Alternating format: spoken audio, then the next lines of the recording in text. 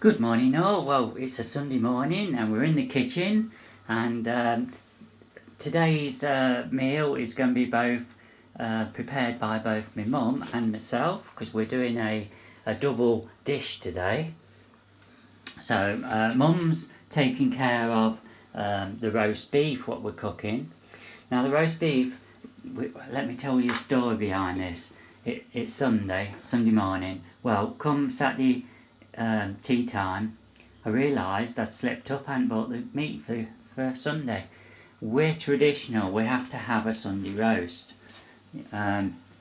So anyway, I rushed down the co-op, that's a local superstore which nearly every village has got for those of you outside the UK. So right, Mum's showing her bum now. Anyway, so to get some meat basically, so I went in there. Well, a lot of it had obviously gone, but anyway, I came out with what we class as a kind of small piece of beef. Let me just show you it. I can just get above my mum's head. It's in a I don't know what do you call these, Mum? Roasting dish. Roasting dish. So it was about £12 in money. And so anyway, she's cooking it the German way, which is on top of the, which is on the hob. And basically what she does, we've added some lard. We've got a piece of lard, about 1 inch square. Well, you can see it there, it's still there. But actually it's 1.5 inch square. And, basically there'll be water going in there. There'll be this chopped onion, what she's working on at the moment, she's going to be doing. And then there'll be bisto and cornflour will be added later. But anyway, I won't bore you with that. We'll get around to that later on. So that's basically my mum's side of it. What I've got, let's just have a quick peep in the fridge here, folks. I've got to see if we can find it. What we've also got here is for these lamb chops. Not lamb chops, lamb steaks. They're from the co-op as well.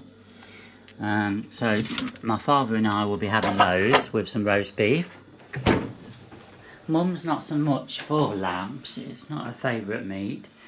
Her favourite's chicken, but we've had chicken the last 2 Sundays, so I wanted to change from it this week.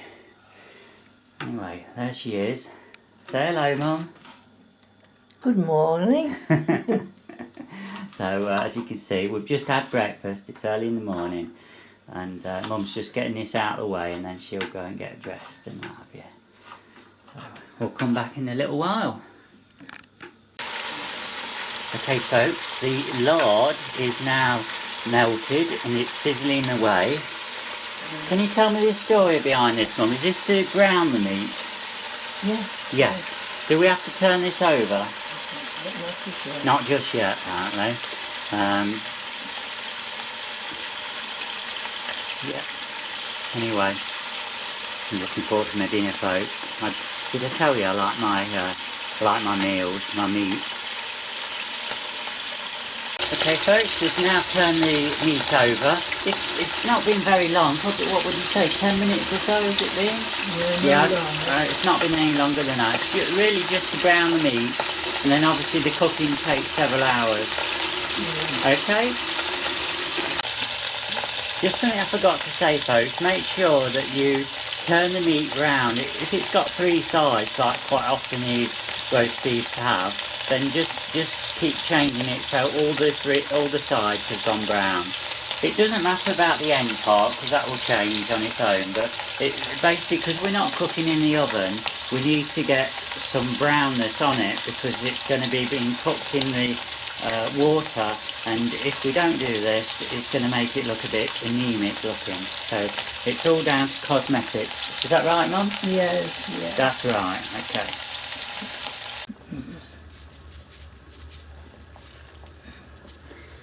Okay folks, what we've got here is we've added half a kettleful of water. of boiling water into the pan. Just be careful, just put a little bit in at a time because it's going to sizzle. We don't want you causing any fires or anything. And then my mum's added the chopped onions into it, and then she's just sprinkled some pepper and some salt. Are there any other ingredients get added, Mum? Was an ingredient from Germany we used, or is that not? That's for goulash. That's for goulash, okay. No, so that's basically it, folks, for the moment, and we'll come back and you can see how this is developing a bit later. Folks, well, we've done a bit more to the dinner. I've added some more water. That is most important, you keep adding water to it, so you can't be distracted. You've got to be keeping an eye on this meat all the time. Well, I say all the time. Don't leave it for more than 15 minutes because it could boil dry. So you've got to just watch it. So it's bubbling away nicely. I've always got a kettle of hot water, boiling water, ready to put some more in for when it gets, because it will disappear, the water, so you do need to keep topping it up. So the reason why we're doing it this week on the top is because the roast beef, if you do it in the oven, it will be too tough. Cooking on the top makes it a lot more tender. In fact, it will just fall apart. You know, you probably won't be able to slice it because it will be that. Almost certainly you won't be able to slice it. It will just disintegrate. So anyway, so we've got that going. It's quite often we might have two meats, and so I've got the lamb chops in one of these Pyrex dishes. It's got a cover to it, so I've got some lard in there. So that's all ready to go into the oven. That will take approximately an hour and a half to cook. Now we started all this process just before 8 o'clock this morning. We're aiming to eat at 11. So come 9:30, these lamb chops are going to have to go in. And at the same time, the roast potatoes, I've got, I don't know if you can see it, that's a pan full of potatoes what we've got. About 15 of those will go in as roast, the rest will go in as boiled. They'll go on 45 minutes before, so they'll go on at 10:15. At the same time as the veg, which we've yet to decide what we're having. It's in the freezer, most likely peas and carrots. Right, gravy. Gravy is going to be the same mix as the previously. I've not done it yet because I'm a bit behind, but it's going to be 2 tablespoons of Bisto original powder with 2 tablespoons of corn flour. Let's just check we've got it.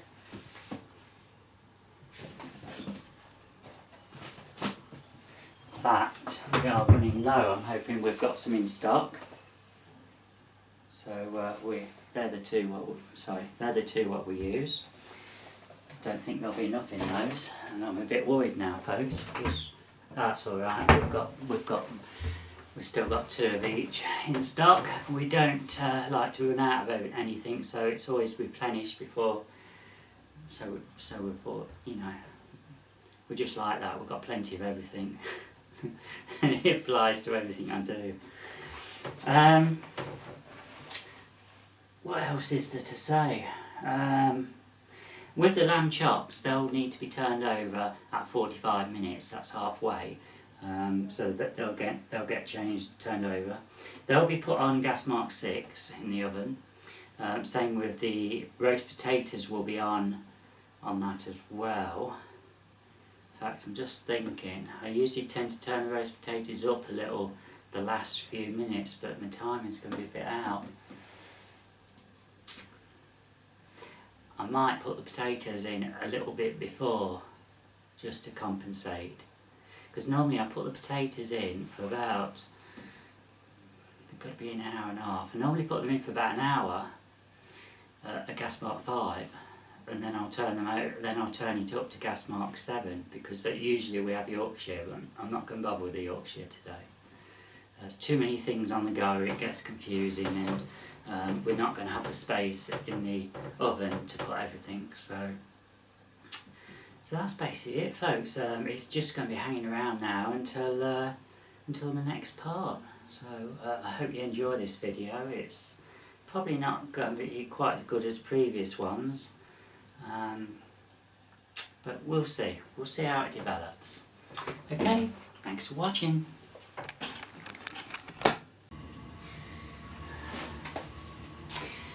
Hello all. Well, it's now time to get the lamb steaks into the oven.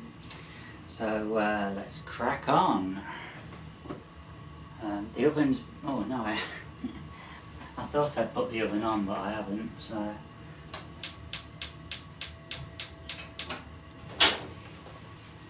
Yep, it's on now.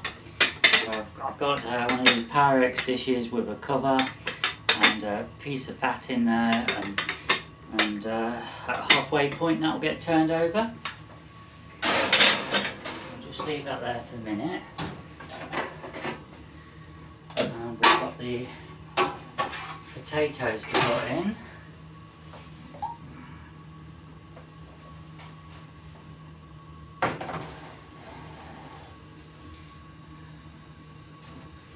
These are the roast potatoes.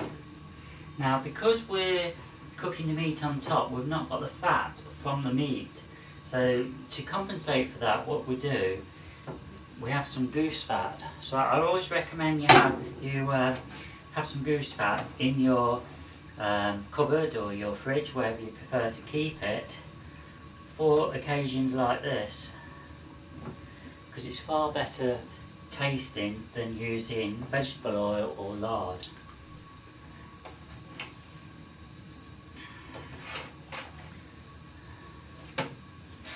So just a quick count: 4, 5, 6, 7, 8, 9, 10.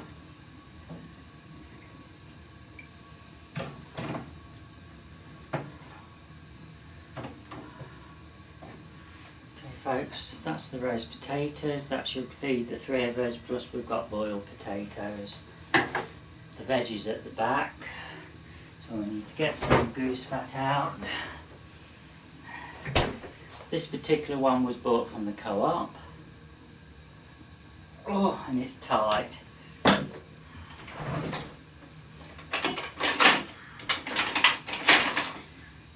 There's probably a better way than doing this, but on occasions like this we use an old knife and we just break the seal.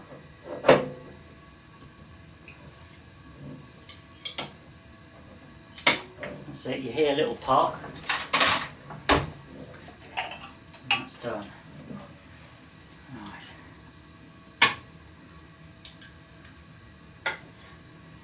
This was in the cupboard, by the way, folks, and then it got put into the fridge. And thinking about it, by the feel of this, my advice to you is keep it in the fridge, because this is all soft. In fact, that's all we need. I'll show you. They can go in the oven. And it's on gas mark 6. That can go back in the fridge.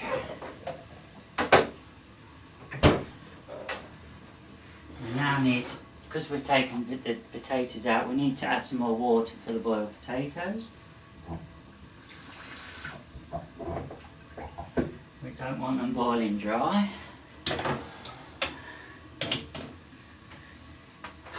I've added some more water again to the beef in there.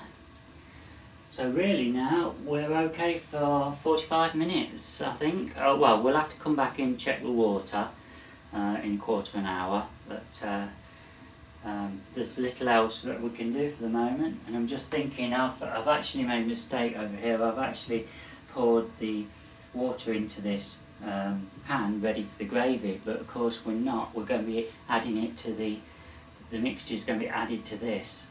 so we do not need a separate pan, so that can be just emptied and just dried later. I'm hoping you can see me. I forgot to alter the angles. Okay, so I'll be back in a minute. Hello all. Well, it's now time to have a peep at the lamb chops and the roast potatoes, and what we've got to do is turn both of those over. So you must be careful when you're doing these things. Always use something to stop yourself from being burnt. So I'm going to start with the roast potatoes. I'll take those out and I'm going to flip them.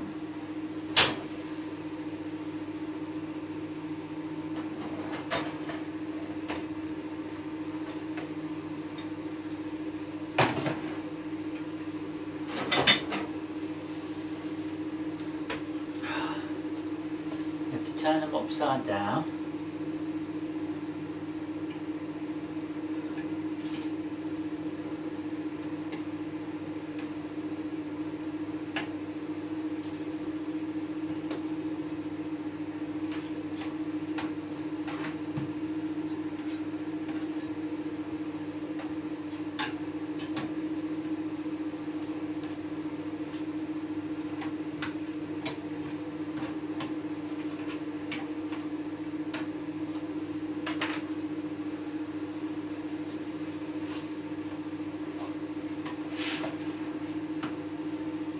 There they are, folks, all nicely turned.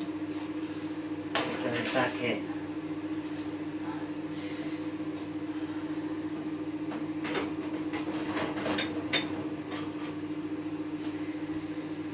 And what I've got to do here, I'm not going to take the lamb out because basically it's so easy to get burnt with the heat, even with using these. So I'm just going to take the lid off, and I'm going to turn them over while it's on the shelf in the oven.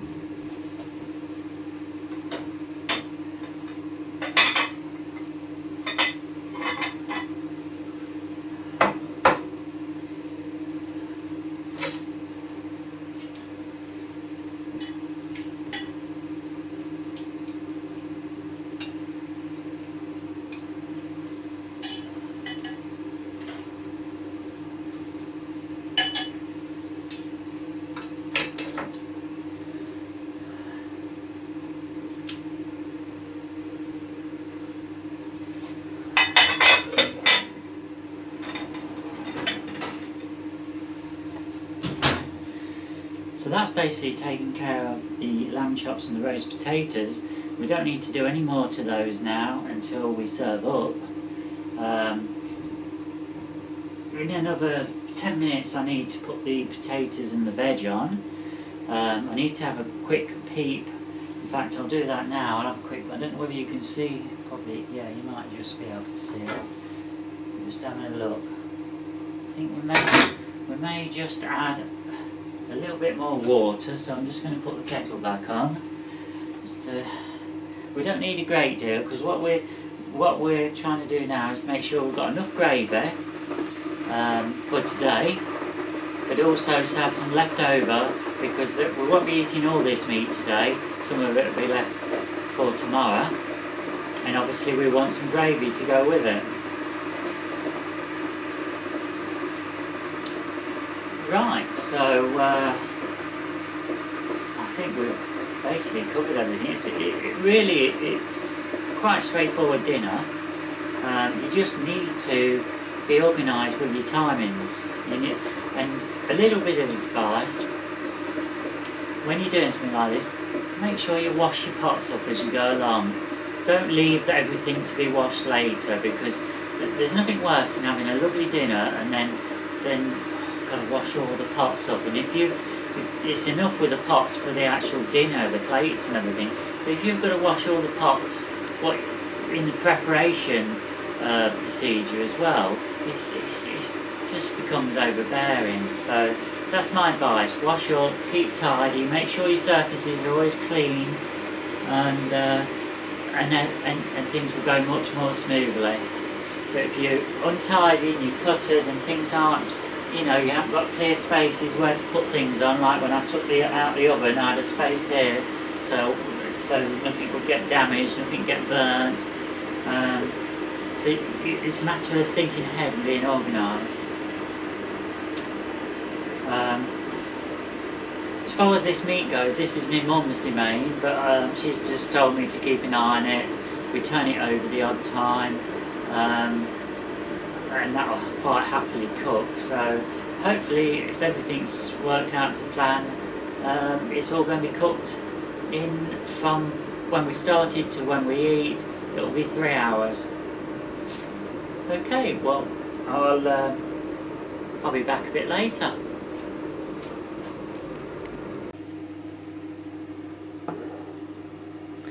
Look at that, folks. Our first rosé, what I made.